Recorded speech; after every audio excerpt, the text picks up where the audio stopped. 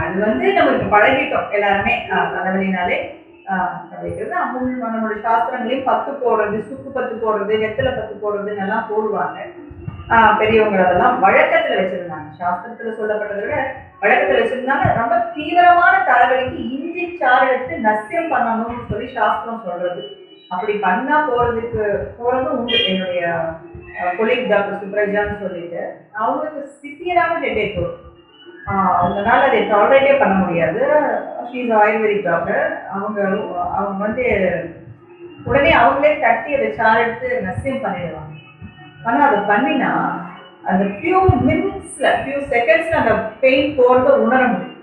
ஆனால் அது அவ்வளோ தீக்ஷ்ணம். இஞ்சி சாரை மூக்கில் விடுறதுங்கிறது சாதாரண காரியம் கிடையாது. அது அவ்வளவு தீக்ஷ்ணமானது. பட் அது ப்ராக்டிக்கலா இதுக்காக நம்ம பேரை மென்ஷன் பண்ணி சொல்றோம்னா ப்ராக்டிக்கலா அதுக்கு ரிசல்ட் இருக்கு.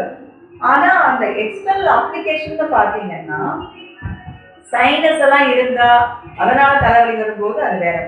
ஆனா சும்மா நம்ம அப்ளை பண்ணிட்டு அது வந்து ஒரு ஹேபிட் ஆகக்கூடாது. எந்நேரம் சில தைல வாசனை இருந்தாதான் அவங்களால நிம்மதியாவே இருக்க முடியுன்ற மாதிரி எந்நேரம் ஆயின்மெண்ட் வரணும். அது தப்பு. அந்த மாதிரி இருந்தால் நம்ம மாற்றிக்கணும். கொஞ்சம் ஆவி பிடிச்சா கூட அந்த தலைவலி போயிடும். ஸோ அந்த போர்ஸ் ஓப்பன் ஆகும்போது அவங்களுக்கு அந்த டைட்னஸ் போயிடும். ஸோ அந்த மாதிரி எல்லாம் பண்ணாமல் எப்பவுமே ஒரே மாதிரி இந்த தைல வாசனைகளோடவே இருக்கணுன்றதுக்காக அப்படி இல்லாமல் நம்மளை வந்து மாற்றிக்கலாம். இப்போ எந்த ஒரு பிரச்சனையும் ஒரு முறையோ சில முறையோ வர்ற வரைக்கும் அதை அப்படி மேனேஜ் பண்ணலாம்.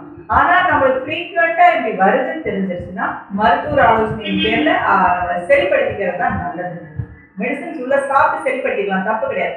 மெடிசின்ஸ் சாப்பிட்றதுனால தப்பு கிடையாது. பிரச்சனையை தீர்க்கணும்னா அதை நிறுத்திக்கலாம். ஆனா நான் மெடிசினே சாப்பிட மாட்டேன்னு ஒரு பிரச்சனையை நம்ம ரொம்ப தீர்க்க காலம் கொண்டு போகாம இருக்கிறது ரொம்ப முக்கியமான விஷயம்.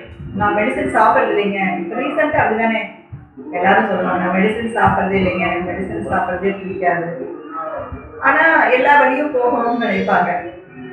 எக்ஸ்டர்னல் ட்ரீட்மெண்ட்ஸ் பஞ்சகர்மா ட்ரீட்மெண்ட்ஸ் இருந்தாலும் கூட இன்டர்னலி மஸ்ட் அந்த வாயுவை கீழே இருக்கணும், பித்தத்தை குறைக்கணும். அதுக்கெல்லாம் மெடிசின்ஸ்